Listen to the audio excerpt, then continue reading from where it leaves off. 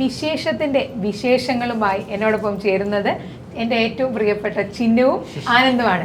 ആനന്ദ് അത്ര പ്രിയപ്പെട്ടതായി വരുന്നത് കാരണം ആനന്ദ് ഞാൻ ചിന്നുവിനെ ഇതിന് തൊട്ട് മുന്നേ ചിന്നുവിന്റെ സിനിമയ്ക്ക് വേണ്ടി ഞങ്ങൾ അതിനെക്കുറിച്ച് പറയുകയുണ്ടായി.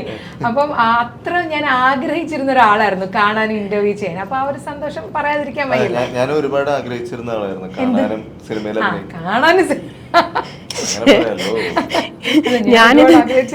എന്താണെന്ന് അറിയേണ്ടത് നമുക്കല്ലേ. ഞാനിത് പൈസ കൊടുത്ത് പറയുമ്പോൾ കാരണം ഇന്നത്തെ ഇന്റർവ്യൂ മൊത്തം എല്ലാരും ചിന്നുവിനെ കുറിച്ചാണ് പറഞ്ഞല്ലേ ആനന്ദ്. അപ്പൊ നമുക്കെന്നാ ആനന്ദിൽ തന്നെ തുടങ്ങാം അല്ലെ. ആനന്ദിന്റെ വിശേഷമാണ് ശരിക്കും വിശേഷം. കാരണം ഇതിന്റെ കഥ, തിരക്കഥ, പാട്ട്, സംഗീതം, എന്താണ് മനുഷ്യ, എന്താണ് വിശേഷം? വിശേഷം എന്താ പറയാ, ഭയങ്കര സന്തോഷം നിറഞ്ഞ, നമുക്ക് എല്ലാവർക്കും റിലേറ്റബിൾ ആയിട്ടുള്ള, നമ്മുടെ ചുറ്റുവട്ടത്ത് കിടക്കുന്ന, അല്ലെങ്കിൽ നമ്മുടെ വീട്ടിലേക്ക് തന്നെ ഒന്ന് തിരിഞ്ഞു നോക്കിയാൽ കാണാവുന്ന ആളുകൾ ഉള്ള ഒരു നല്ല സിനിമ. നല്ല സിനിമ എന്ന് ഞാൻ പറയുന്നത് അത് തിരിച്ച് ഓരോരുത്തരുടെ അഭിപ്രായമായിരിക്കും. എന്നിരുന്നാലും ഒരുപാട് സ്നേഹമുണ്ട് ആ സിനിമയിൽ എന്നാണ് ഞാൻ വിശ്വസിക്കുന്നത്.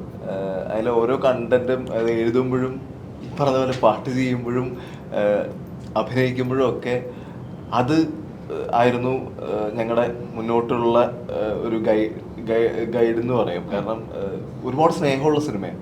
അത് മുന്നോട്ട് വയ്ക്കുമ്പോൾ നമുക്ക് തിരിച്ചത് കിട്ടും എന്നുള്ളൊരു പ്രതീക്ഷയാണ് അതിനകത്ത് ഉള്ളത്. അപ്പോൾ വിശേഷം ഭയങ്കര സ്പെഷ്യലാണ് എന്നെ സംബന്ധിച്ച്. ആനന്ദിനെ സംബന്ധിച്ച് ഇപ്പൊ ആനന്ദിനോട് തന്നെ ചോദിക്കാം. അപ്പൊ നമ്മുടെ ഇന്റർവ്യൂവിന്റെ തുടക്കത്തിൽ പറഞ്ഞു നമുക്ക് രണ്ടുപേർക്കും പ്രിയപ്പെട്ട ഒരാൾ, ആനന്ദ് എഴുതുന്ന സിനിമയിലേക്ക് ആനന്ദ് വരണം എന്ന് ആഗ്രഹിച്ച ഒരാൾ. എങ്ങനെയാണ് വിശേഷത്തിന്റെ കഥ പറഞ്ഞ് ചിന്നുവിനെ കൺവിൻസ് ചെയ്യിച്ചത്? ഒരു ടാസ്ക് ആയിരുന്നു അത്. ഈ പറഞ്ഞ പോലെ ഞാൻ ഭയങ്കര ടാസ്ക് ആവുമെന്ന് വിചാരിച്ചൊരു കാര്യമായിരുന്നു. പക്ഷെ ചിന്നുവിന്റെ എന്ന് വെച്ചാൽ നമ്മൾ കഥ പറയുന്ന ആൾക്കാർക്ക് തിരിച്ചുള്ള റെസ്പോൺസ് എങ്ങനെയാന്നുള്ളതാണ് വളരെ ഇമ്പോർട്ടന്റ്. അത് നല്ലതാണെങ്കിൽ നമുക്ക് കഥ പറയാൻ ഒരു എനർജി കയറും. അതെ, ചിന്നു നമുക്ക് ഭയങ്കര പ്രോത്സാഹനം തരുന്ന ഒരാളാണ്. വേറെ ഒന്നുമല്ല, ആ കഥ കേൾക്കുന്ന ബോഡി ലാംഗ്വേജിൽ തന്നെ നമുക്ക് കിട്ടും. സൂം കോളിലാണ്. അപ്പം എനിക്ക് സൂം കോളൊക്കെ ഭയങ്കര പേടിയുള്ള കാര്യമായിരുന്നു. But it when well. എല്ലാം കഴിഞ്ഞിട്ട് ഒരു ചടങ്ങാണ്. ഇതിൽ നായകൻ ആരാന്ന് പറയുന്നത് അപ്പൊ വർക്കായി, കഥയൊക്കെ വർക്കായി എന്ന് പറഞ്ഞു. അപ്പൊ സൂര്യചേട്ടൻ ഭയങ്കര നൈസായിട്ട് അല്ല, ഇത് ചിന്നുവിന്റെ മനസ്സിൽ ആരാണ് ഇതിന്റെ നായകനായിട്ട് ഉള്ളതെന്നൊക്കെ പറയുന്നു. ചിന്നു തന്ന ആ മറുപടി എനിക്ക് ഒരുപാട് സന്തോഷം തരുന്നതാണ്. ഇത്ര നേരം പുള്ളി ആനന്ദേട്ടൻ പറയുന്നതാണല്ലോ ഞാൻ കേട്ടോണ്ടിരുന്നത്. ഞാൻ ഇപ്പൊ പുള്ളിയെ തന്നെ ആലോചിച്ചുള്ളൂ, വേറെ ഒന്നും കിട്ടിയില്ല. അദ്ദേഹം അഭിനയിച്ചാണ് ഈ കഥ പറയുമ്പോൾ ഓരോ കഥാപാത്രവും അഭിനയിച്ചാണ് നമുക്ക് നറേറ്റ് ചെയ്യുന്നത്. എന്ന് വെച്ചാൽ അഭിനയം വന്നു പോകും നറേറ്റ് ചെയ്യുന്നതിൻ്റെ ഇടയ്ക്ക്. ഡയലോഗ് ഡെലിവറി ഒക്കെ ആ ആൾക്കാർ പറയേണ്ട ഡയലോഗ് അതേപോലെ പറയുകയൊക്കെയാണ് ചെയ്യുന്നത്. അപ്പം എൻ്റെ അടുത്ത് കഥ പറഞ്ഞു കഴിഞ്ഞാൽ ഒന്നാമത് എനിക്ക് കഥ കേട്ടപ്പോൾ തന്നെ ഭയങ്കരമായിട്ട് ഇഷ്ടമായി. അപ്പോൾ അത് കഴിഞ്ഞിട്ട് ഇനി നായകനാരെന്ന് വെച്ചാൽ ഇനിയിപ്പോൾ ഞാൻ ഇങ്ങനെ ആലോചിക്കും, ഇത്ര നേരം ഈ മനുഷ്യനാണല്ലോ ഇവിടെ ഇരുന്ന് അഭിനയിച്ച് കാണിച്ചുകൊണ്ടിരുന്നത്. അപ്പം ഞാൻ പറഞ്ഞു എനിക്ക് അങ്ങനെ വേറെ ആരും മുഖം മനസ്സിലേക്ക് വരുന്നില്ല. അപ്പം സൂര്യചേട്ടൻ പറഞ്ഞു എങ്കിൽ ആനന്ദാണ് നമ്മുടെ നായകൻ ഷിജു. അപ്പൊ അങ്ങനെ ഒരു ഉത്തരം കിട്ടിയത് എനിക്ക് ഭയങ്കര കോൺഫിഡൻസ് തന്ന ഒരു കാര്യമായിരുന്നു. കാരണം അവിടെ ചെറുതായിട്ട് ഒരു നെറ്റ് ചുളിച്ചാൽ പോലും നമ്മളൊന്ന് ചിന്തിക്കും. അപ്പൊ അത്തരത്തിൽ എനിക്ക് അതൊരു ഭാഗ്യമാണ്. ചെറുതായിട്ട് നെറ്റ് ചുളിച്ചാൽ ഞാൻ ആ സിനിമയിലില്ല. അങ്ങനെയല്ല, കാരണം പക്ഷെ അതും ഒരു തരത്തിൽ പറഞ്ഞു കഴിഞ്ഞാൽ സൂര്യചേട്ടൻ നമ്മുടെ ഡയറക്ടർ, ഞാൻ കഥ പറയുമ്പോൾ അഭിനയിക്കുന്നുള്ള അല്ലാതെ ഈ ക്യാമറയുടെ മുമ്പിലുള്ള ഇതെനിക്ക് വശമില്ല. ഈ സൂരജ് കുറച്ചു മുന്നേ ഒരു ഇന്റർവ്യൂവിൽ പറയുന്നത് ഞാൻ കേട്ടിരിക്കുകയായിരുന്നു. ആനന്ദ് കഥ പറയുന്നത് കേൾക്കാൻ ഭയങ്കര രസമാണ്. ആനന്ദ് ഇങ്ങനെ നമ്മുടെ ചുറ്റും നടന്ന് പറഞ്ഞുകൊണ്ടേയിരിക്കും. അപ്പം നമുക്ക് തന്നെ തോന്നുന്നു. അപ്പം എനിക്ക് ഊഹിക്കാം, ആ സംവിധായകനും പറഞ്ഞു, ഇപ്പൊ ചിഹ്നവും പറയുന്നു കഥ. അപ്പം ആ ഒരു രസമായിരിക്കും അല്ലേ, ആ ഒരു രീതി എങ്ങനെയാണെന്നുള്ളത്. ഇപ്പം ഇതൊരു നമുക്ക് കാണുമ്പോൾ തന്നെ ഇപ്പം ആനന്ദ് പറഞ്ഞു ഭയങ്കര ചിരിക്കാനുള്ള സന്തോഷമുള്ളൊരു സിനിമ. അപ്പോൾ ആ സന്തോഷമുള്ളൊരു സിനിമ അല്ലെങ്കിൽ ഒരു ഫാമിലി സിനിമ എന്ന് പറയുമ്പോൾ നമുക്ക് പ്രേക്ഷകരെ കൺവിൻസ് ചെയ്യാൻ എളുപ്പമാണ്. ഇപ്പോൾ ഇതിലേക്കുള്ള ബാക്കി ആൾക്കാർ, പ്രൊഡ്യൂസേഴ്സ്, എങ്ങനെയായിരുന്നു ആ ഒരു കൺവിൻസിങ്? എങ്ങനെയായിരുന്നു അത്? ഈ പറഞ്ഞ പോലെ പല കാര്യങ്ങൾ ആലോചിച്ച് പലപ്പോഴായി സ്റ്റെപ്പായിട്ട് നീങ്ങിയിട്ടാണ് നമ്മൾ ഈ പ്രൊജക്ട് തുടങ്ങുന്നത്. വിശേഷം എൻ്റെ ഓർമ്മ ശരിയാണെങ്കിൽ കോവിഡിന് മുമ്പ് ആലോചിച്ച ത്രെഡാണ്. അവിടെ നിന്ന് കഥയുണ്ടായിരുന്നു, പല സമയത്തായി പല മാറ്റങ്ങൾ വന്നു. പല നടന്മാരുടെ അടുത്ത് പോലും ഒരു സമയത്ത് നമ്മൾ അന്നൊന്നും ചിന്തിച്ചിട്ടില്ല. അന്ന് കഥയുടെ രൂപവും വ്യത്യാസം ഉണ്ടായിരുന്നു, അതൊക്കെ ആലോചിച്ചിരുന്നു. ബട്ട് കോവിഡ് വന്നപ്പോൾ നമ്മളത് കംപ്ലീറ്റ് നിർത്തി, അന്ന് ഷൂട്ട് ചെയ്യാൻ പറ്റില്ല, അങ്ങനെയൊക്കെ ഉണ്ടായിരുന്നു. എന്നിട്ട് ഞങ്ങൾ വേറെ പ്രോജക്റ്റിലേക്ക് പോയി. തിരിച്ചു വന്ന് വീണ്ടും ആലോചിക്കുന്ന ഘട്ടത്തിൽ ഭയങ്കര കോൺഫിഡൻസ് കിട്ടുന്ന ഒരു ചില സമയത്ത് എല്ലാം ശരിയാവുക എന്ന് പറയുന്നത്. അങ്ങനെയായിരുന്നു അത്. സൂര്യചേട്ടനാണ് എന്നോട് പറയുന്നത് ആനന്ദിന് എന്നെ ചെയ്തുകൂടെ എന്ന് ചോദിക്കുന്നത്. അതെനിക്ക് ആദ്യം ഡൗട്ട്ഫുള്ളായിരുന്നു. ആ ഡൗട്ട്ഫുൾ ആവുന്ന ഘട്ടത്തിൽ ഞാൻ എങ്ങനെ ഇത് ശരിയാവൂ, നമ്മളൊരു ആർട്ടിസ്റ്റിനെ വേണ്ടേ, നമ്മുടെ ഒരു മാർക്കറ്റ്, ഒരുപാട് കാര്യങ്ങൾ നമ്മൾ ചിന്തിക്കുമല്ലോ. ഇതൊക്കെ ചിന്തിച്ചിട്ട് സുരേട്ടൻ പറഞ്ഞത് നമുക്ക് നമ്മൾ ജെന്യൂൻ ആയിട്ടുള്ള സിനിമയാണ് ഉണ്ടാക്കാൻ പോകുന്നത്, നമുക്ക് അതിനെ ഏറ്റവും ഫ്രഷ് ആയിട്ടുള്ളൊരു ഇതാ കൊടുക്കേണ്ടത്. ആനന്ദ് എങ്ങനെ അഭിനയിക്കുന്ന ആർക്കും അറിയില്ല, അപ്പോൾ ചിലപ്പോൾ അതൊരു ഫ്രഷ്നെസ് ആയിരിക്കും എന്ന് പറഞ്ഞു. അതുപോലെ തന്നെയാണ് പ്രൊഡക്ഷൻ്റെ കാര്യത്തിൽ വന്നപ്പോൾ ഒരു സൈഡ് നമ്മളെന്തിനും എല്ലാവരുടെ അടുത്തും പോയി പറയുന്നത്, നമുക്കതങ്ങ് പ്രൊഡ്യൂസ് ചെയ്തുകൂടെ എന്നുള്ള ഇതിൽ. അപ്പോൾ ഈ മറ്റേ ദാസനും വിജയനും പറയണ മാതിരിയാണ് ഞങ്ങളുടെ അവസ്ഥ.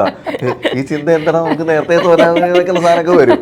പിന്നെ ഈ പറഞ്ഞ പോലെ ഞങ്ങളൊക്കെ സാധാരണ വീട്ടിൽ നിന്ന് വരുന്ന ആൾക്കാരാണ്. നമ്മുടെ മോഹമാണ് സിനിമ എന്ന് പറയുന്നത്, സ്നേഹമാണ്, ഇഷ്ടമാണ്, അതിനോട് എന്താ പറയുക തീർത്താ തീരാത്തൊരു പ്രണയമുള്ള ആൾക്കാരാണ്. അപ്പോൾ അതിനുവേണ്ടി എന്തും ചെയ്യുക എന്നുള്ള ഇതായിട്ട് എത്തിയപ്പോൾ ഒരുപാട് പേര് നമ്മുടെ കൂടെ അന്നേരത്തേക്ക് ചിന്നു അടക്കമുള്ള ഒരുപാട് പേര് അതിലേക്ക് വരികയും പെട്ടെന്നാണ് പിന്നെ എല്ലാ കാര്യങ്ങളും അത്രമേൽ ആഗ്രഹിക്കുമ്പോൾ യൂണിവേഴ്സ് തന്നെ നമ്മുടെ കൂടെ നിൽക്കും എന്ന് പറയുന്നത്. ഇപ്പം ഈ ആനന്ദ് പറഞ്ഞ പോലെ തന്നെയാണ് എനിക്ക് കുറച്ച് പരിചയമുള്ള ചിന്നുനെങ്കിലും അറിയാവുന്ന ചിന്നും ഇതുപോലെയാണ്. സിനിമ അത്രമേൽ ഇപ്പൊ പറഞ്ഞ പോലെ ഇഷ്ടമാണ്, സ്നേഹമാണ്, അല്ലേ ചിന്നു? അങ്ങനെയല്ലേ ചിന്നുവിന് സിനിമ? അപ്പം വിശേഷത്തിലെ ആ ഒരു സ്നേഹം എന്തായാലും ആക്ച്വലി ഞാൻ ഈ പറഞ്ഞ പോലെ വിശേഷം ഞാൻ ആദ്യമായിട്ട് കഥ കേൾക്കുന്നത് ഈ പറയുന്ന ആ സൂം കോളിലാണ്. അത് കേട്ട ഉടനെ എൻ്റെ മനസ്സിൽ ഇത് വേറെ ആരുടെ പോവാതെ എൻ്റെ അടുത്ത് തന്നെ വരണേ സിനിമ എന്നുള്ള ഒറ്റ ചിന്ത എൻ്റെ മനസ്സിലുള്ളൂ.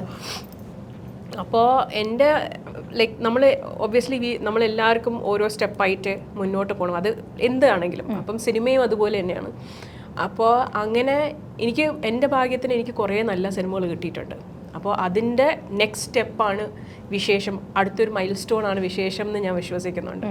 അപ്പോൾ എന്നെ സംബന്ധിച്ചിടത്തോളം എനിക്ക് സിനിമയോടുള്ള സ്നേഹമാണ് എനിക്ക് കിട്ടുന്ന സിനിമകളിൽ നിന്ന് ഞാൻ വിചാരിക്കുന്നു. എനിക്കൊന്ന് കല്യാണം കഴിഞ്ഞാൽ ഞങ്ങളെ പോലൊക്കെ എല്ലാവരും പല ഘട്ടങ്ങൾ ഫേസ് ചെയ്തിട്ടുള്ള കാര്യം വിശേഷം ആയില്ലേ. അപ്പം ചിന്നുവിനെ സംബന്ധിച്ചിടത്തോളം ആനന്ദ് എനിക്ക് എപ്പോഴും തോന്നിയിട്ടുള്ള ചിന്നു അഭിനയിക്കുന്ന സിനിമകൾ, ചിന്നുവിൻ്റെ അല്ലാതെ സ്വന്തമായിട്ടുള്ള താല്പര്യങ്ങളൊക്കെ ഒരു പൊളിറ്റിക്കൽ കറക്റ്റ്നെസ്സിനെ ബേസ് ചെയ്ത് തന്നെയാണ്.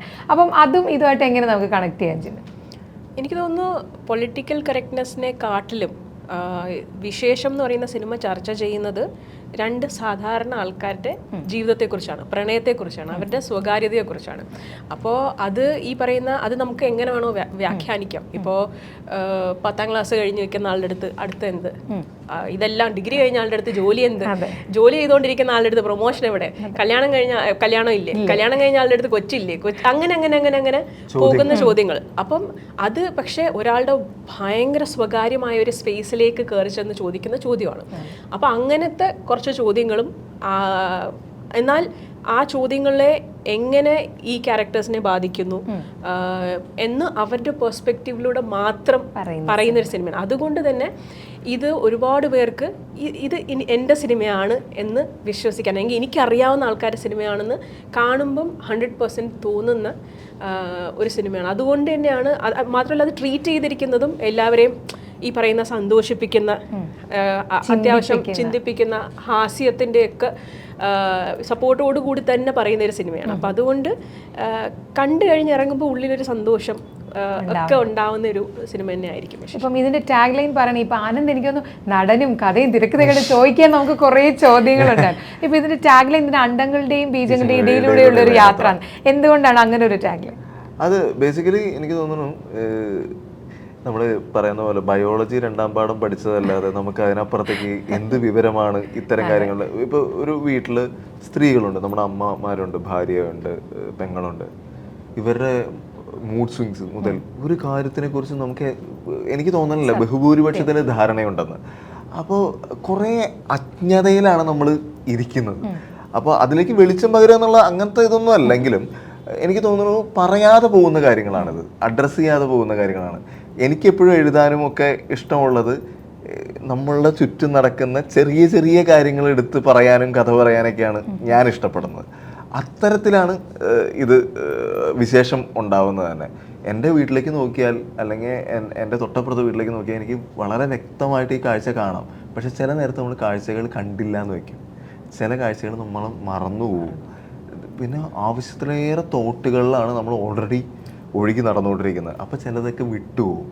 പിന്നെ ഈ പറഞ്ഞ മാതിരി കുറേ ചോദ്യങ്ങൾ ഇപ്പം ഈ പറഞ്ഞ ഒരു വിശേഷമൊന്നും ആയില്ലേ എന്നൊക്കെയുള്ള ചോദ്യങ്ങൾ മുന്നോട്ട് വരുമ്പോൾ ചോദിക്കുന്ന ആൾ പ്ലെയിനായിട്ട് അങ്ങ് ചോദിക്കും. ഇതിന് ഉത്തരം പറയേണ്ട ആൾ കടന്ന് ബുദ്ധിമുട്ടുന്നത്. അത് ഞാൻ പറയുന്നത് വിശേഷം പോട്ടെ, ഈ നേരത്തെ പറഞ്ഞ ഒരു SSLC പഠിച്ച ഒരാളോട് അടുത്ത് എന്താന്ന് ചോദിക്കുന്നത് ചിലപ്പോൾ അവൻ്റെ മാർക്ക് എന്താന്ന് പോലും അറിയാഞ്ഞിട്ടായിരിക്കും.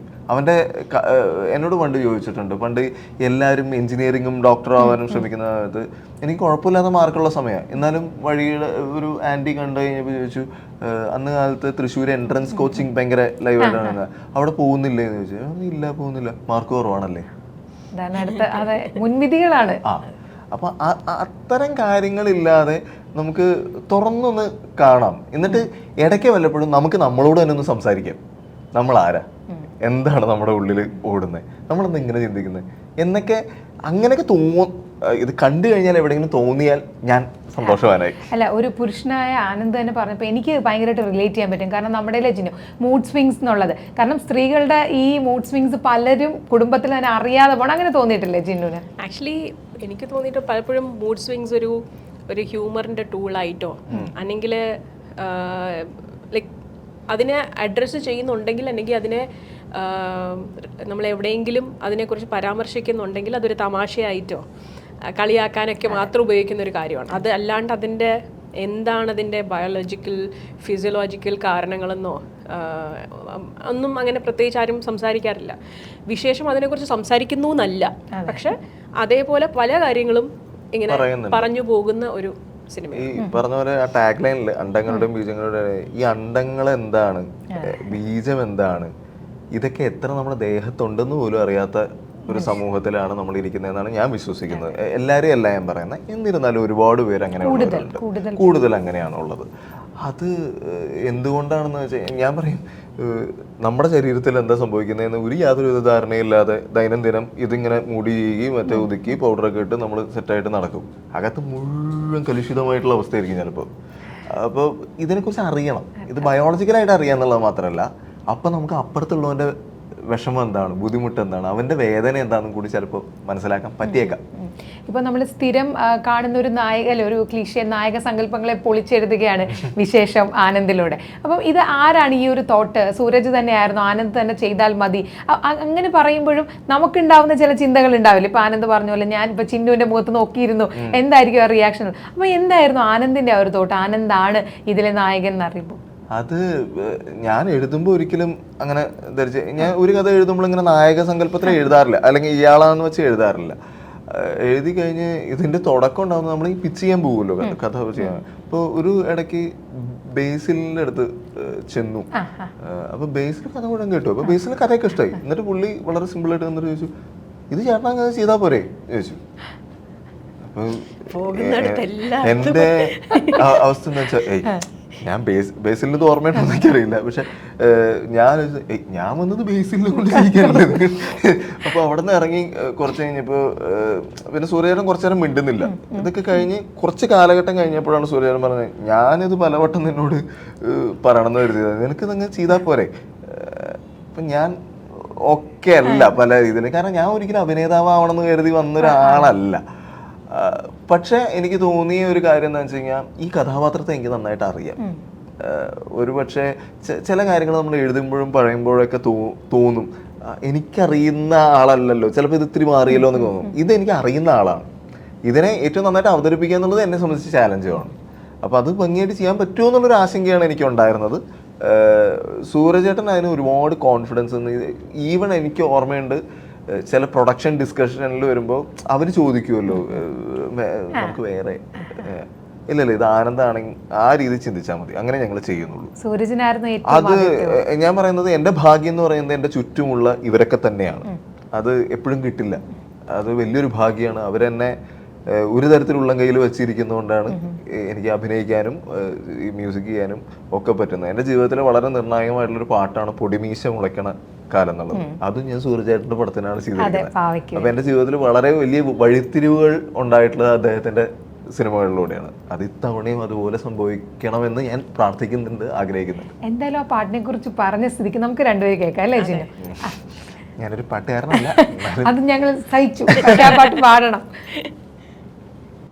പൊടിമീശ മുളയ്ക്കണ കാലം, ഇടനെഞ്ചില് ബാൻഡടി മേളം, പെരുന്നാളിന് പള്ളിയിലെത്തിയതെന്തു കൊതിച്ചാണ്, അന്നാ വഴി വരവിന് കാരണം അവളുടെ കരിനീലക്കണ്ണ്.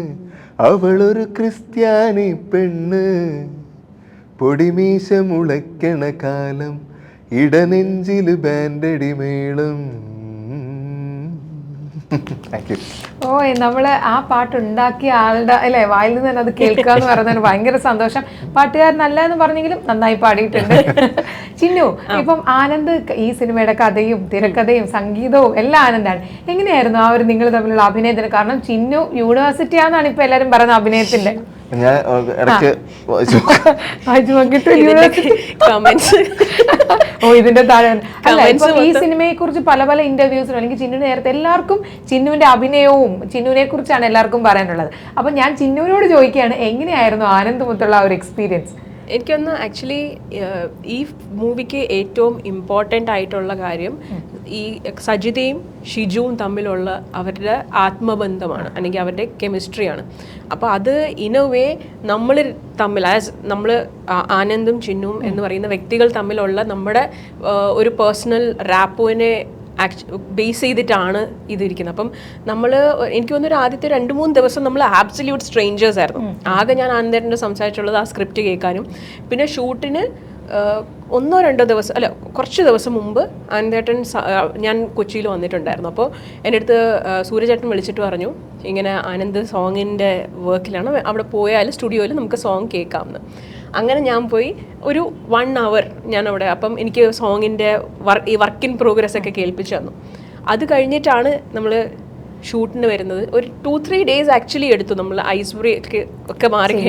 കാരണം ലൈക്ക് കുറേ നേരങ്ങളിൽ നമ്മൾ ഒരു ബന്ധമില്ലാത്ത 2 പേര് വന്നിട്ട് അതും ഇത്ര ഭയങ്കര സ്ട്രോങ് ആയിട്ട് പരസ്പരം പ്രണയിക്കുന്ന 2 കഥാപാത്രങ്ങളെ ആണ് നമ്മൾ പോർട്രേ ചെയ്യേണ്ടത്.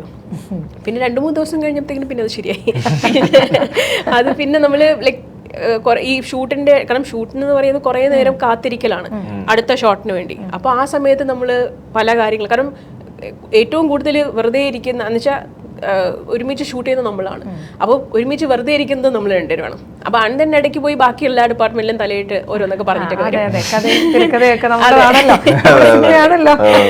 എന്നിട്ട് പിന്നെ ഉള്ള സമയങ്ങളിൽ നമ്മളിങ്ങനെ പല വളരെ സിനിമയായിട്ട് ബന്ധമില്ലാത്തതും എന്നുവെച്ചാൽ നമ്മുടെ സിനിമയായിട്ട് ബന്ധമില്ലാത്തതും എന്നാൽ പൊതു സിനിമയായിട്ട് ബന്ധമുള്ളതും അല്ലാതെ വളരെ കാഷ്വൽ ആയിട്ടുള്ള കാര്യങ്ങളൊക്കെ സംസാരിച്ച് തുടങ്ങിയപ്പോൾ പിന്നെ നമ്മൾ ആ ഒരു ഐസ് ബ്രേക്ക് കഴിഞ്ഞതിന് ശേഷം പിന്നെ we are extremely comfortable with each other. അപ്പോൾ ആ നേരം ആയപ്പോഴത്തേക്കിനും ഐ തിങ്ക് ആൻഡ് ഓൾസോ അന്നേരം ആദ്യത്തെ 1-2 ദിവസമൊക്കെ ഭയങ്കര ഡൗട്ട്സ് ആയിരുന്നു. എന്നുവെച്ചാൽ ഞാൻ അഭിനയിക്കുന്നത് ശരിയാവുന്നുണ്ടോ ചോദിക്കുന്നത്, എല്ലാവരുടെ അടുത്ത് പോകുന്നവരടുത്ത് ചോദിക്കുന്നുണ്ട്. അപ്പം ഞാൻ അവിടെ സൈഡിലിരിക്കുന്നതുകൊണ്ട് എൻ്റെ അടുത്ത് ചോദ്യം. അവസാനം ഞാൻ പറയും, പണി അറിയാവുന്നവരല്ലേ ക്യാമറയുടെ ബാക്കിലിരിക്കുന്നത്, മോണിറ്ററിൻ്റെ ബാക്കിലിരിക്കുന്നത്, സൂര്യചേട്ടൻ ശരിയല്ലെങ്കിൽ സൂര്യചേട്ടൻ പറഞ്ഞോളും. അപ്പം എങ്കിൽ പിന്നെ അങ്ങനെ ആയിരിക്കും അല്ലേ എന്നൊരു സൂര്യചേട്ടനൊക്കെ ഇടയ്ക്ക് വെച്ച് ചോദിച്ചു. പിന്നെ ഒരു 3 days കഴിഞ്ഞപ്പോൾ ആള് വേറെ ആളായി. എന്നുവെച്ചാൽ ഷിജുവായി എന്നുവെച്ചാൽ ഇതുവരെ കണ്ട ആനന്ദേ അല്ല. അപ്പൊ proper through out the movie ഒരു ആ ഷിജു ഭക്തനായിട്ട് തന്നെ ഉള്ള ഒരു നാക്ക് പിടികിട്ടുക 3 ദിവസത്തെ താമസം അത്ര ഉണ്ടായിരുന്നുള്ളൂ. അപ്പൊ പാട്ടിനെ കുറിച്ച് പറഞ്ഞു, ഷിജുവിന്റെ ജീവിതം മൊത്തം സംഗീതമാണ് അല്ലെ. സിനിമയ്ക്ക് ബാക്ക്ഗ്രൗണ്ട് സ്കോർ ആയാലും പാട്ടായാലും പാട്ടെഴുത്തും ഒക്കെ ഉണ്ടല്ലോ. അപ്പം എന്നിട്ടും ഒരു കാലഘട്ടത്തിൽ ഷിജു വിചാരിച്ചു ഇതൊന്നും വേണ്ട എന്ന് വെച്ച് അല്ലെ, പാട്ടുകളൊന്നും നമ്മൾ വിചാരിച്ച അത്ര ഒരു ഹൈപ്പിലേക്ക് എത്തുന്നില്ല. സോറി, തെറ്റിപ്പോയാലേ ഞാനും വിശേഷത്തിലോട്ട്. ഓക്കെ, ഇപ്പം ആനന്ദിന്റെ ജീവിതം മുഴുവൻ പാട്ടുകളാണ് അല്ലെ. സിനിമയ്ക്ക് പുറകിലും മുൻപിലും ഒക്കെ ആയിട്ട് നിറയെ പാട്ടുകൾ. അങ്ങനെയുള്ള ആനന്ദ്, ഇത്രമേൽ പാട്ടിനെ സ്നേഹിക്കുന്ന ആനന്ദ്, പാട്ട് എഴുതുന്ന ആനന്ദ് ഒരു ഘട്ടത്തിൽ വിചാരിക്കുകയാണ് ഇതൊന്നും വേണ്ടാന്ന് വെച്ചിട്ട് പോവാം എന്ന്. എന്തുകൊണ്ടാണ് ആനന്ദ് അങ്ങനെ ഒരു ഒന്നും വേണ്ടാന്ന് വെച്ചിട്ട് പോവാന്നുള്ളതല്ല, എനിക്ക് തോന്നുന്നു നമ്മൾ ഇഷ്ടമുള്ള ഒരു കാര്യം തൊഴിലാക്കി മാറ്റാൻ ശ്രമിക്കുമ്പോൾ ഉണ്ടാവുന്ന ഒരു വ്യത്യാസമുണ്ട്. ചിലപ്പോൾ ഇഷ്ടങ്ങളായിരിക്കില്ല തൊഴിലിൽ റിഫ്ലക്ട് ചെയ്യുക. അത് നമ്മളെ ചില നേരത്ത് ആദ്യം അതെനിക്ക് തോന്നുന്നു ഒരു ചെറിയ ദൂരമാണ്, അത് കടന്നു കിട്ടണം. ആ ഇഷ്ടത്തിനെ ഹോൾഡ് ചെയ്യാൻ നമുക്ക് പറ്റണം. അത് കടന്നു കിട്ടിയാൽ നമ്മൾ ചേർത്ത് പിടിച്ച് മുന്നോട്ട് പോകും. അത് കടന്നു കിട്ടും വരെയുള്ള പ്രയാസം അത് എൻ്റെ മാത്രമാണ്. അപ്പോൾ അത് ആദ്യം ഞാൻ സിനിമയിൽ വന്നു, ആദ്യത്തെ സിനിമ മുതൽ പല കാര്യങ്ങളും ചെയ്യുന്നു. എവിടെയും ഇല്ല. പിന്നെ ഈ പറഞ്ഞ മാതിരി പൊടിമീശ മുളയ്ക്കണ കാലം എന്നുള്ള പാട്ട് പോലും ഉണ്ടാവുന്നത് ആ സിനിമയിൽ എന്നെ പാട്ട് ചെയ്യാനല്ല വിളിച്ചിരിക്കുന്നത്, എന്നെ ബാക്ക്ഗ്രൗണ്ട് സ്കോർ ചെയ്യാനാണ് വിളിച്ചിരിക്കുന്നത്. വിളിച്ച സമയത്ത് കഥ കേട്ടതിൻ്റെ ഇതിൽ ഞാൻ പോയി എൻ്റെ ഇഷ്ടത്തിന് ചെയ്ത ട്യൂൺ കേൾപ്പിച്ചിട്ടാണ് പാട്ട് വരുന്നത്. അപ്പം ഞാൻ പഠിച്ചൊരു കാര്യം എന്താണെന്ന് വെച്ച് കഴിഞ്ഞാൽ ഇത് എൻ്റെ ആവശ്യമാണ് ഇവിടെ നിൽക്കുക എന്നുള്ളത്. വിട്ടുപോകാനൊക്കെ നോക്കുന്നതെന്ന് പറയുന്നത് നമ്മുടെ ധൃതിയുണ്ട്, എല്ലാം പെട്ടെന്നാവണം എന്നാണ് നമ്മൾ ആഗ്രഹിക്കുന്നത് എപ്പോഴും. അങ്ങനെ ധൃതി ഉള്ള ഒരാളായിരുന്നു ഞാനും. ഇപ്പം അങ്ങനെയല്ല. പക്ഷെ ആ ധൃതി ഉണ്ടായിരുന്ന കാലഘട്ടത്തിൽ ഇഷ്ടപ്പെട്ടതല്ല ചെയ്യാൻ പറ്റുന്നത്, അത് ഭയങ്കര ബുദ്ധിമുട്ടാണ്. ഇപ്പം ഞാൻ പറയുന്ന വാചകം എന്താണെന്ന് വെച്ച് കഴിഞ്ഞാൽ ഇഷ്ടപ്പെട്ടൊരു കാര്യം ചെയ്ത് കഴിഞ്ഞാൽ കഷ്ടപ്പെടാതെ ചെയ്യാമെന്ന്. കാരണം ആ കഷ്ടപ്പാട് നമുക്കൊന്നും അല്ലാതായി തോന്നും. അവിടെ എനിക്ക് ഇഷ്ടക്കുറവാണ് സംഭവിച്ചതെന്നാണ് ഞാൻ വിശ്വസിക്കുന്നത്. ഇനിയും ഞാൻ ഇഷ്ടപ്പെടണമായിരുന്നു, ഒരുപാട് ഞാൻ സ്നേഹിക്കണമായിരുന്നു സിനിമയെ. ഇപ്പോൾ സിനിമ എനിക്ക് തരുന്ന എല്ലാ കാര്യവും ഞാൻ സിനിമയെ സ്നേഹിക്കുമ്പോൾ സിനിമ എനിക്ക് തിരിച്ചു തരുന്നതാണ്. അപ്പോൾ ആ സ്നേഹം കൊടുത്തുകൊണ്ടേ ഇരിക്കുക, അതിനൊരു അളവ് പോലില്ല. ഇപ്പം ചിന്നുവിലേക്ക് വരികയാണെങ്കിൽ ഈ പറഞ്ഞ പോലെ തന്നെ ഇപ്പം ആനന്ദിൻ്റെ വാക്കുകൾ എടുത്താൽ സിനിമയിൽ നിന്ന് അത്രമേൽ ഇഷ്ടപ്പെട്ട ഒരാളാണ് ചിന്നു. എപ്പോഴെങ്കിലും ഇതുപോലെ തോന്നിയിട്ടുണ്ട് ഏതെങ്കിലും ഒരു അവസരം? കാരണം ചിന്നുവിന് കിട്ടിയ കഥാപാത്രങ്ങളെല്ലാം ഒന്നിനൊന്നിനും മികച്ചാണ്. എങ്കിലും ഞാൻ ചോദിക്കുകയാണ്, ഏതെങ്കിലും ഒരു അവസരത്തിൽ ഇത് വേണ്ടി ഇപ്പോൾ പറഞ്ഞ പോലെ തന്നെ നമുക്ക് ഒരുപാട് ഇഷ്ടപ്പെട്ട കാര്യത്തെ ജോലിയിലേക്ക് വരുമ്പോൾ കുറച്ച് ബുദ്ധിമുട്ടുണ്ടാവും. അപ്പോൾ അങ്ങനെ എപ്പോഴെങ്കിലും ചിന്നുവിന് തോന്നിയിട്ടുണ്ട്? ആക്ച്വലി സിനിമ എന്ന് പറയുന്ന ഒരു ജോലിയായിട്ട് ഞാൻ ഇന്നുവരെ കണ്ടിട്ടില്ല. അപ്പോൾ അത് കാരണം ഞാൻ ഒരുപാട് ഇഷ്ടപ്പെടുന്ന കാര്യമാണ്. പക്ഷെ എന്നിരുന്നാലും സിനിമ എന്ന് പറയുന്നത് ഒരു നമുക്ക് എന്താ പറയുക, നാളെ എന്തെന്ന് അറിഞ്ഞൂടാത്തൊരു കാര്യമാണ് അത്. അപ്പം ഞാൻ ചെയ്ത ആദ്യ സിനിമ മുതൽ എല്ലാ സിനിമ കഴിയുമ്പോഴും ഇനി എന്തെന്ന് അറിഞ്ഞൂടാതെ ഇങ്ങനെ ഭയങ്കര അൺസേർട്ടൺ ആയിട്ട് ഇനി ഞാൻ ചിലപ്പോൾ സിനിമ ചെയ്യില്ല എന്ന് വിചാരിച്ച് തന്നെ ഞാൻ എല്ലാ സിനിമയും കഴിഞ്ഞ് നിന്ന സാഹചര്യങ്ങളുണ്ട്. ഒരുപക്ഷെ ഈ അടുത്താണ് ഇല്ല എനിക്ക് സിനിമ ലൈക്ക് ഇത്രയും നാൾ I have not chased cinema, ഇനി ഞാൻ സിനിമയുടെ പിന്നെ ഓടി തുടങ്ങും എന്ന് ഞാൻ തീരുമാനിച്ചത് ആക്ച്വലി ഇപ്പം വളരെ അടുത്താണ്. കാരണം അതുവരെ സിനിമ വരുമോ ഇന്നും ആക്ച്വലി ഇപ്പോഴും I don't know what my ഇനി അടുത്ത പടം പറഞ്ഞു വെച്ചിട്ടുണ്ട്, പക്ഷെ അത് സമയത്തിന് നടക്കുമോ. ഇപ്പം ഞാൻ ചെയ്ത പടം ഇനി റിലീസാകാനുള്ള പടം ഞാൻ 3 വർഷം മുമ്പ് കഥ കേട്ട് 1 വർഷം മുമ്പ് ഷൂട്ട് ചെയ്ത പടമാണ്. അപ്പോൾ അങ്ങനെ സിനിമയിൽ നമുക്ക് ഒന്നും പ്രെഡിക്റ്റ് ചെയ്യാൻ പറ്റില്ല. അപ്പോൾ അത് കാരണം ആ അൺസർട്ടനിറ്റി ഉള്ളത് കൊണ്ട് എല്ലാ പടം കഴിയുമ്പോഴും ഈ ഒരു ഇത് ഇനി എന്ത് എന്നുള്ള ചോദ്യം എപ്പോഴും ഉണ്ടാവാറുണ്ട്. അപ്പോൾ ഇപ്പം അങ്ങനെ ഒരു ചോദ്യത്തെ ഇപ്പം ആനന്ദ് പറഞ്ഞു ഞാനത് ഇനിയും അതിനു വേണ്ടി ഞാൻ ഇഷ്ടപ്പെടുന്നതിനെ കഷ്ടപ്പെടുന്നതിനെ കുറിച്ചൊക്കെ ആനന്ദ് പറഞ്ഞു. അപ്പം ഈ ഒരു അൺസർട്ടനിറ്റി വരുമ്പോൾ എന്താണ് ചിന്നു, എങ്ങനെയാണ് അതിനെ മറികടക്കുക? ഞാൻ ഇത്രയും നാൾ എനിക്ക് ഈ പറഞ്ഞ പോലെ ഒരു ബാക്കപ്പ് എന്ന് പറയുന്നൊരു സംഭവം ഞാൻ എപ്പോഴും സേഫായിട്ട് വെച്ചിട്ടുണ്ടായിരുന്നു. കാരണം ഒരുപാട് കാര്യങ്ങൾ അപ്പോൾ എന്നുവെച്ചാൽ അതുകൊണ്ട് തന്നെ എനിക്ക് സിനിമ സെലക്ട് ചെയ്യാനായിട്ടുള്ളൊരു പ്രഷർ ഇല്ലായിരുന്നു. എനിക്ക് ഇഷ്ടപ്പെടുന്ന സിനിമകൾ മാത്രം ചെയ്താൽ മതി. പക്ഷെ ഇപ്പം ഞാൻ നിൽക്കുന്ന സ്പേസിൽ ഞാൻ ഈ പറഞ്ഞതുപോലെ ഇനി സിനിമയെ ഞാൻ കാരണം ഈ പറയുന്ന പോലെ ഞാൻ ഇതുവരെ സിനിമ എനിക്ക് കിട്ടിയിട്ടുള്ളത് എനിക്ക് സിനിമയോടുള്ള സ്നേഹവും ഇഷ്ടവും ആഗ്രഹവും കൊണ്ട് മാത്രമാണെന്ന് വിശ്വസിക്കുന്ന ആളാണ്. അപ്പോൾ ഇനി ആ ആഗ്രഹം ഇങ്ങനെ വളർന്നുകൊണ്ടിരിക്കും തോറും സിനിമകൾ വന്നുകൊണ്ടിരിക്കും. ആ സിനിമകൾക്ക് പിന്നാലെ ഞാൻ ഓടാൻ റെഡി ആയതുകൊണ്ട് ഞാൻ ഇനി ഓടിക്കൊണ്ടിരിക്കും. ഇപ്പോൾ ഈ സിനിമയെക്കുറിച്ച് ഇത്രയും സംസാരിച്ചുകൊണ്ട് ചോദിക്കുകയാണ്, രണ്ടുപേർക്കും ചെയ്യാൻ ആഗ്രഹമുള്ള എത്തരത്തിലുള്ള സിനിമകളാണ് നിങ്ങൾ ആഗ്രഹിക്കുക ചെയ്യാൻ? ബേസിക്കലി എനിക്ക് കണക്ട് ചെയ്യുക എന്നുള്ളതാണ് കാര്യം. എനിക്ക് കണക്ട് ചെയ്യാന്ന് ഉദ്ദേശിക്കുന്നത് അതായത് ഞാനെപ്പോഴും എഴുതുമ്പോഴും ഒക്കെ ആലോചിക്കുന്ന കാര്യം, എന്തിനാണ് ഈ സിനിമ, ആരോട് സംസാരിക്കാനാണ്, എന്താണ് നമ്മൾ പറയുന്നത്, അതിപ്പോൾ ഏത് ജോണറും ആയിക്കോട്ടെ, ഈ സിനിമയുടെ ആവശ്യം എന്താണ് ഇവിടെ എന്നുള്ളൊരു ചോദ്യമാണ് ഞാൻ ഫസ്റ്റ് എന്നോട് തന്നെ ചോദിക്കാറ്. അതിന് ഉത്തരം ഉണ്ടെങ്കിൽ എനിക്ക് ആ സിനിമ വർക്കാവും. ചില സിനിമകളെന്ന് വെച്ചാൽ കഥ മുഴുവൻ പറഞ്ഞു കഴിയുമ്പോൾ എന്തിനാണ് ആ സിനിമ എന്ന് നമുക്ക് മനസ്സിലാവില്ല. എന്താണ് അതിൻ്റെ പ്രസക്തി, പ്രസക്തി എന്ന് പറഞ്ഞാൽ ഞാൻ പറയുന്നത് ഒരു കറണ്ട് ആവണമെന്നോ അല്ലെങ്കിൽ ഇത് സാമൂഹിക പ്രതിബദ്ധത ഇതൊന്നുമല്ല. നമുക്ക് വളരെ സിമ്പിളായിട്ട് പറയാൻ പറ്റുന്ന ചില ഉത്തരങ്ങളുണ്ടാവും അതിന്. ആ ഉത്തരങ്ങൾ ഒന്നും കിട്ടുന്നില്ലെങ്കിൽ പിന്നെ എനിക്കത് വർക്കാവില്ല. അല്ലാത്ത പക്ഷം ആ ഉത്തരം വളരെ ഇമ്പോർട്ടൻ്റ് ആണ് എനിക്ക്. ചിന്നുവിലേക്ക് വരുമ്പോൾ ഏത് തരത്തിലുള്ള സിനിമകൾ ആണ് ചെയ്യാൻ ആഗ്രഹിക്കുന്നത്? എനിക്ക് ആക്ച്വലി ഞാൻ ഈ പറഞ്ഞ ഒരുപാട് പൊളിറ്റിക്കലി കറക്റ്റ് ഭയങ്കര സ്ട്രോങ് ആയിട്ടുള്ള അങ്ങനത്തെ കുറേ കഥാപാത്രങ്ങൾ ചെയ്തിട്ടുണ്ട്. എനിക്ക് ആക്ച്വലി ഇനി ഒരു സൂപ്പർ ഹീറോ പടം ചെയ്യണം, കുറേ പേരെ ഇടിക്കുന്ന പടം ചെയ്യണം, പിന്നെ ഫുൾ ഓൺ റൊമാൻറ്റിക് പടം ചെയ്യണം, പിന്നെ ഒരു ത്രില്ലർ സൈക്കോ. ഫ്ലോ അങ്ങനെ ഇഷ്ടപ്പെട്ടു. ഇനി ഉണ്ടായിരുന്ന ഒരു 10 ജോണർ പറയും. നമ്മളിപ്പോ പറഞ്ഞ സൂപ്പർമാൻ പറഞ്ഞു, സൂപ്പർ ഹീറോ, പറഞ്ഞു, റൊമാൻസ്, ത്രില്ലർ വേണം, ഞാനൊരു കൊലപാതകയാവണം, ഞാൻ സൈക്കോ ആയിരിക്കണം, അങ്ങനെ അങ്ങനെ അങ്ങനെ കുറെ കുറെ കുറെ കുറെ. പിന്നെ ഔട്ട് റൈറ്റ് റൊമാൻറ്റിക് പടങ്ങള്, അങ്ങനെയൊക്കെ കുറെ ആഗ്രഹങ്ങളുണ്ട്. വേണം. അത് ചുരുക്കത്തിൽ പറഞ്ഞാൽ എല്ലാ സിനിമയിൽ എന്തൊക്കെ ഉണ്ടോ അതൊക്കെ ചെയ്യാനാണ് കുട്ടിക്ക് ആഗ്രഹം. അതെ. അപ്പൊ ഇതിനകത്ത് കുറച്ച് റൊമാൻസ് ഉണ്ട്, നമുക്ക് സീനും പാട്ടും ഒക്കെ കാണുമ്പോൾ മനസ്സിലാവുന്നുണ്ട്. എങ്ങനെയുണ്ടായിരുന്നു ആ ഒരു കെമിസ്ട്രി? നേരത്തെ നമ്മൾ പറഞ്ഞിരുന്നു വാക്ക്. എങ്ങനെയുണ്ടായിരുന്നു ആനന്ദമായിട്ട് ഉള്ളൊരു കെമിസ്ട്രി? കുഴപ്പമില്ലായിരുന്നു, അത്രേ ഉള്ളൂ. പിന്നെ നമ്മൾ അഭിനയിക്കണോ? പക്ഷെ ആനന്ദ ഈ സിനിമയിൽ ഇപ്പൊ ചിന്നു നേരത്തെ പറഞ്ഞു പാട്ടുകൾ ചെയ്തുകൊണ്ടിരിക്കുന്ന സമയത്താണ് കൊച്ചിയിലേക്ക് വരുന്നത്.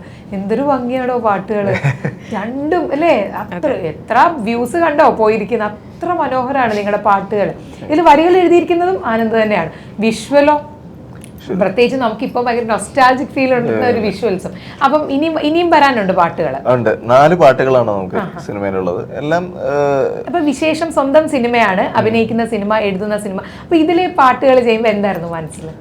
അയ്യോ, ഇതിലെ പാട്ടുകൾ ചെയ്യാനായിരുന്നു ഞാൻ ഒറ്റ കാര്യം ആഗ്രഹിച്ചിരുന്നുള്ളൂ. ഭയങ്കര ഫോഴ്സ് ചെയ്ത് വരുന്നൊരു കാര്യമാവരുത്. ഭയങ്കര ജെന്യുവനായിട്ട് സാധാരണ പോലെ എനിക്ക് നാച്ചുറലായിട്ട് ആ ട്യൂണും വരികളും ഉണ്ടാവണം എന്നാണ് ഞാൻ ആഗ്രഹിച്ചത്. കഥയുടെ കാര്യങ്ങളായിട്ട് പ്രീ പ്രൊഡക്ഷൻ സ്റ്റേജിൽ ഡിസ്കഷൻസ് ഒക്കെ നന്നായിട്ട് ഓടുന്ന സമയത്ത് കാറിൽ യാത്ര ചെയ്യുമ്പോഴാണ് ട്യൂണും വരിയൊക്കെ ആയിട്ട് ഒരുമിച്ചങ്ങ് വരും. ഓരോരുത്തർ ഓരോ ഇപ്പൊ റഹ്മാൻ സാറൊക്കെ ഞാൻ പറഞ്ഞു തരുന്നുണ്ട്, ഭയങ്കര രാവിലെ ആരും ഇല്ലാത്ത സമയത്തൊക്കെ പാടുന്നത്. എനിക്ക് കാർ ഒരു വിഷയമാണ്. കാറിലെ കഥയും അതെ, കാറ് യാത്ര ചെയ്യുമ്പോൾ ആണ് ഇതൊക്കെ ചിന്തിക്കുന്ന അവസ്ഥ. അല്ലെങ്കിൽ ഒറ്റയ്ക്ക് നടക്കാനൊക്കെ പോകണം, നടത്തൊക്കെ കുറവാ. കാറ് അതൊരു, പിന്നെ ഈ പറഞ്ഞ പോലെ എനിക്ക് എപ്പോഴും തോന്നിയിട്ടുള്ളത് ഇത് വരി വേറെ ട്യൂൺ വേറെ എന്നുള്ളതിനെക്കാട്ടും ഇത് ഒരുമിച്ച് വരിക എന്ന് പറയുന്ന ഒരു കാര്യം, അത് ഭയങ്കര സന്തോഷം തരുന്ന കാര്യം. അങ്ങനെ ഉണ്ടായ പാട്ടുകളാണ് ഇതിലെല്ലാം. ഇപ്പൊ വരി വേറെ എന്ന് പറഞ്ഞുകൊണ്ട് ഞാൻ ചോദിക്കുകയാണ്, പണ്ടത്തെ ഒരു കാലഘട്ടത്തിൽ പറഞ്ഞു കേട്ടിട്ടുണ്ട് ഇങ്ങനെ, അതായത് എഴുത്തുകാരനും സംഗീതം ഒരുമിച്ചിരുന്നാണ് പാട്ടുകൾ ഉണ്ടാക്കിയത്. പക്ഷെ ഇപ്പൊ അങ്ങനെയല്ലല്ലോ സൂര്യ, അല്ലേ? എല്ലാം നമ്മൾ ഇവിടെ ഇരുന്ന് ട്യൂൺ ചെയ്യുമ്പോൾ ആർക്കും അയച്ചു കൊടുക്കുന്നു, അദ്ദേഹം അവിടെ ഇരുന്ന് എഴുതുന്നു. ഞാൻ എപ്പോഴും ആഗ്രഹിക്കാറുള്ളത് ഒരുമിച്ചിരുന്ന് ചെയ്യാനാണ്. കാരണം അന്നേരം ഒരുപാട് കാര്യങ്ങൾ നമ്മൾ ചർച്ച ചെയ്യും, ആ പാട്ടിന് വേണ്ട കാര്യങ്ങൾ. അപ്പോൾ അതൊക്കെ അതിൽ റിഫ്ലക്ട് ചെയ്യും. ഈവൻ എനിക്ക് പറയാൻ പറ്റുന്ന ഏറ്റവും നല്ല ഉദാഹരണം, ഇപ്പം എൻ്റെ അഡ്രസ്സ് തന്നെ ഈ പൊടിമീശയാണ്.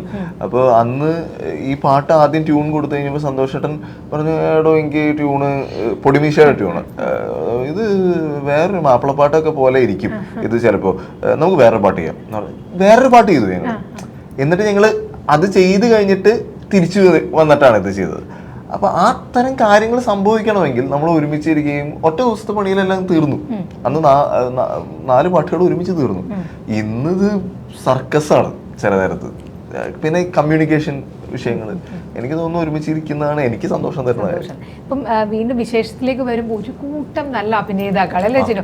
കാരണം ട്രെയിലർ ഇപ്പൊ ഇന്നലെ പുറത്തിറങ്ങിയ ട്രെയിലർ നോക്കുമ്പോൾ ഈ നല്ല ആരാണ് ഇല്ലാത്തത്, നല്ല രസകരമായിട്ട് ഒരു കൂട്ടം, ഒരു ശരിക്കും ഒരു ഫാമിലി ഫീൽ ചെയ്യുന്നു ആ ഒരു ട്രെയിലർ കാണുമ്പോൾ തന്നെ. എങ്ങനെയായിരുന്നു ആ ഷൂട്ടിംഗ് സെറ്റിൽ ഇത്രയും മികച്ച അഭിനേതാക്കളുടെ കൂടെ ഉള്ള ഒരു എക്സ്പീരിയൻസ് രണ്ടുപേർക്കും? ആനന്ദ് ആദ്യം 3 ദിവസം കഴിഞ്ഞപ്പോൾ പിന്നെ മൊത്തത്തിൽ മാറിയല്ലോ.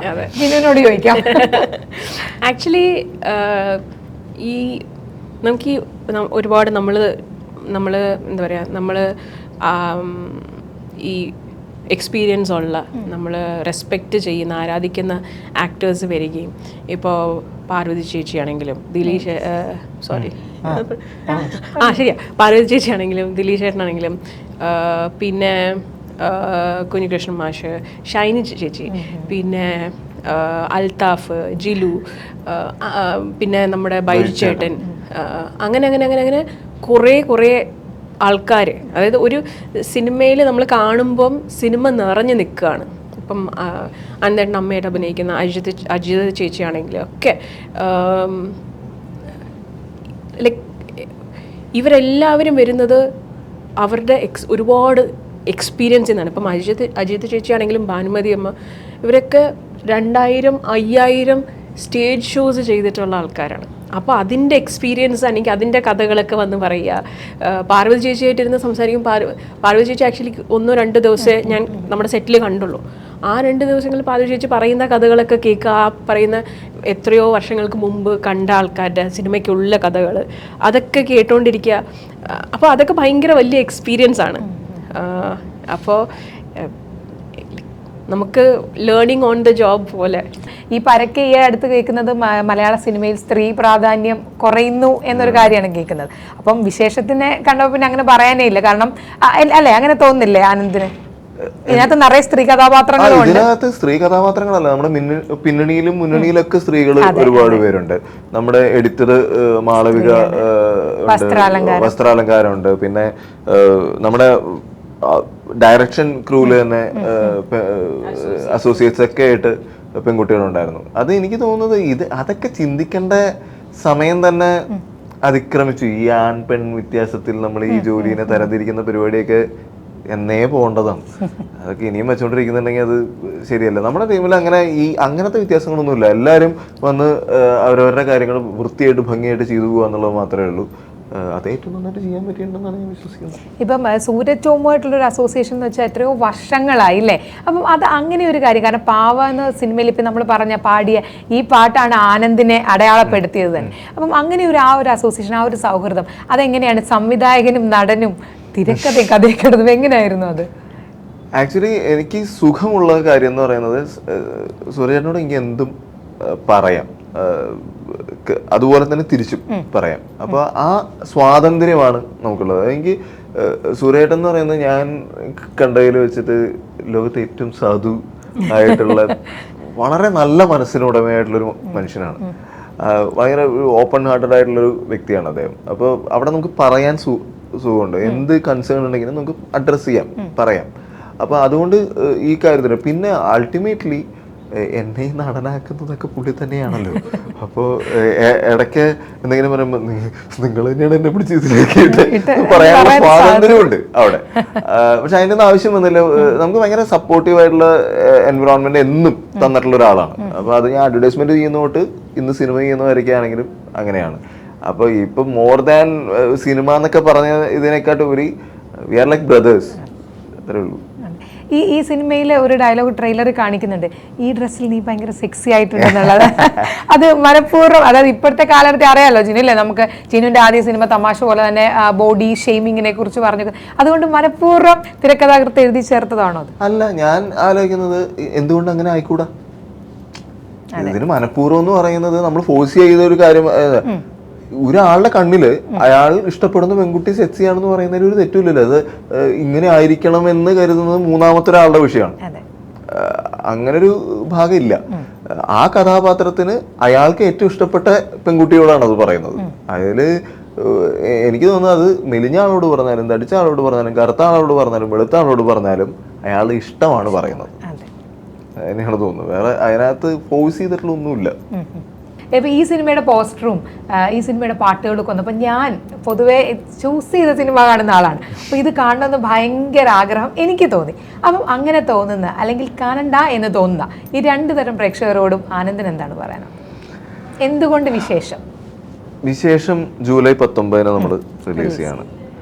നമ്മുടെ ടീസറും പാട്ടും ഒക്കെ കാണുമ്പോൾ അതിന് ചുവട്ടിൽ വരുന്ന കമൻ്റാണ്, ഒരു ചെറിയ ചിരിയോടെ അല്ലാതെ ഇത് കണ്ട് തീർക്കാൻ പറ്റില്ല. ഇത് ഞങ്ങൾ പറഞ്ഞ കാര്യമല്ല, നമുക്കൊരു പരിചയമില്ലാത്ത ആളുകളാണ്. എനിക്ക് തോന്നുന്നു ആ ഒരു ചെറിയ ചിരിയോടെ സിനിമ മുഴുവൻ കണ്ട് സന്തോഷത്തോടുകൂടി മനസ്സ് നിറഞ്ഞ് നിങ്ങൾക്ക് ഫാമിലി ആയിട്ട് വന്ന് കണ്ടു പോവാവുന്ന ഒരു സിനിമയാണെന്ന് എനിക്ക് ഉറപ്പ് തരാൻ പറ്റും. ആ ഉറപ്പും വിശ്വാസമാണ് എനിക്ക് ഈ സിനിമ. ഞങ്ങളുടെ എല്ലാവരുടെയും വിശ്വാസം ഈ വിശേഷത്തിലുള്ളത് അതാണ്. ഒരുപാട് സന്തോഷം തരുന്നൊരു സിനിമയായിരിക്കും, ഒരുപാട് സ്നേഹമുള്ള സിനിമയായിരിക്കും. തിരിച്ച് ഇറങ്ങി പോകുമ്പോൾ നിങ്ങൾ ആ സ്നേഹമായിട്ടാണ് പോവുള്ളൂ. സ്നേഹവും സന്തോഷവും. ഇപ്പം ചിന്നുവിലേക്ക് വരുമ്പം തൊട്ട് മുന്നേ നടന്നൊരു ഇൻ്റർവ്യൂവിൽ മാല പാർവതി ചേച്ചി പറയുകയുണ്ടായി, ഇനി ചിന്നുവിൻ്റെ സിനിമകൾ എന്ന ലേബലിൽ സിനിമകൾ വരും. അങ്ങനെയുള്ള സിനിമകൾ ഇനി ഒരുപാട് ഉണ്ടാവട്ടെ എന്ന് ഞാനും ആഗ്രഹിക്കുകയാണ്. വിശേഷം എന്തുകൊണ്ടാണ് ചിന്നു ഞങ്ങൾ കാണേണ്ടത്? വിശേഷം ഒരു കോമഡി ഫാമിലി ഡ്രാമയാണ്. അപ്പോൾ അത് ആ ഒരു ലേബിൾ, ആ ഒരു ജോണർ, ആ ഒരു ലേബിൾ വരുന്നത് ഒരു സിനിമയ്ക്ക് നമ്മൾ എന്തെങ്കിലും ഒരു ജോണർ കൊടുക്കണം എന്നുള്ളത് കൊണ്ടാണ്. പക്ഷേ വിശേഷം ഈസ് യൂണിവേഴ്സൽ. അത് കാണുന്ന ഓരോരുത്തർക്കും നമ്മളിപ്പോൾ കുറച്ച് സ്ക്രീനിങ്സ് ഒക്കെ ഉണ്ടായിട്ടുണ്ട്. അപ്പം നമ്മൾ വിചാരിക്കുന്നത് ഒരു എന്താ പറയുക, ഒരു ഫാമിലി ഓഡിയൻസിന് ഇഷ്ടപ്പെടുന്ന ഒരു എന്താ പറയുക, കല്യാണം കഴിഞ്ഞ് ആ പ്രായത്തിലുള്ളവർക്ക് ഇഷ്ടപ്പെടുന്ന എന്ന് വിചാരിക്കുന്ന സിനിമ, പക്ഷേ സ്കൂളിലും കോളേജിലും പഠിക്കുന്ന കുട്ടികൾ വന്നിരുന്ന് കണ്ടിട്ട് they are thoroughly enjoying the cinema. അവർക്ക് റിലേറ്റബിൾ ആയിട്ടുള്ള പല കാര്യങ്ങളും, ഇപ്പം ഈ പറഞ്ഞ പോലെ വിശേഷം ആയില്ലേ എന്ന് പറയുന്ന ചോദ്യം എല്ലാവരും ഫേസ് ചെയ്യുന്ന ഒരു ചോദ്യമാണ്, ആണും പെണ്ണും ഫേസ് ചെയ്യുന്ന ചോദ്യമാണ്. അപ്പോൾ അങ്ങനെ എല്ലാവർക്കും റിലേറ്റബിൾ ആയിട്ടുള്ള, നമുക്ക് ചുറ്റും കാണുന്ന ആൾക്കാരുടെ സിനിമയാണ് വിശേഷം. പ്രായഭേദമന്യേ. അതെ.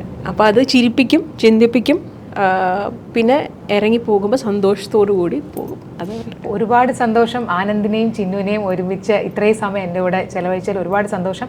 രണ്ടുപേരും പറഞ്ഞ പോലെ തന്നെ വിശേഷം നമ്മളെ എല്ലാവരെയും ചിരിക്കുകയും ചിന്തിപ്പിക്കുകയും നമ്മളെല്ലാ പ്രായത്തിലുള്ളവർക്കും ഒരുപോലെ സന്തോഷിക്കാൻ പറ്റുകയും ചെയ്യട്ടെ. എല്ലാവിധ ആശംസകളും. Thank you. ഒരുപാട് സന്തോഷം.